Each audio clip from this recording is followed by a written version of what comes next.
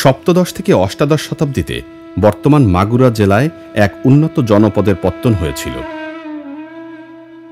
তার স্মৃতিচিহ্ন হিসেবে বিবেচনা করা হয় রাজা সীতারাম রায়ের প্রাসাদটিকে।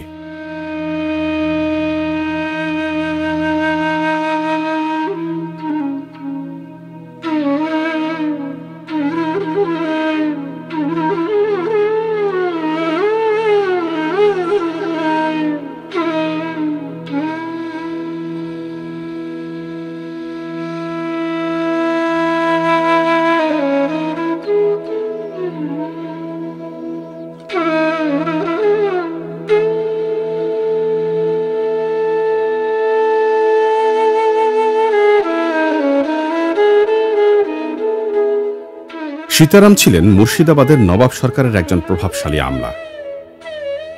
নিজ যোগ্যতা বলে সীতারাম রায় এ এলাকার জমিদারি লাভ করেন এবং পরে নিজের ব্যক্তিত্ব ও প্রতিভা বলে রাজা উপাধি অর্জন করেন।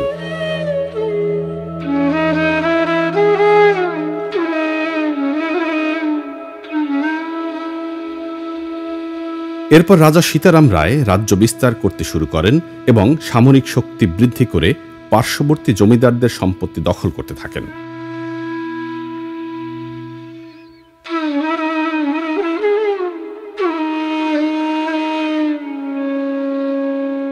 কিছুদিন পরে তিনি নবাব সরকারকে রাজস্ব প্রদান বন্ধ করে স্বাধীন সার্বভৌম রাজার মতোই নিজস্ব শাসন ব্যবস্থায় জমিদারি পরিচালনা করতে শুরু করেন।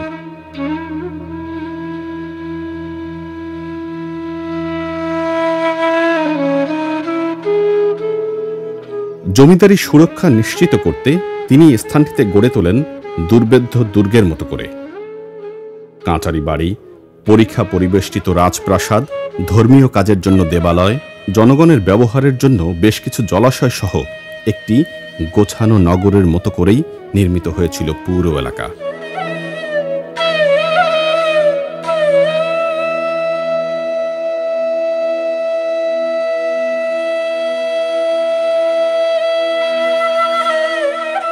মাগুরা জেলায় ছড়িয়ে ছিটিয়ে থাকা বেশ কিছু নিদর্শন এখনো পাওয়া যায়।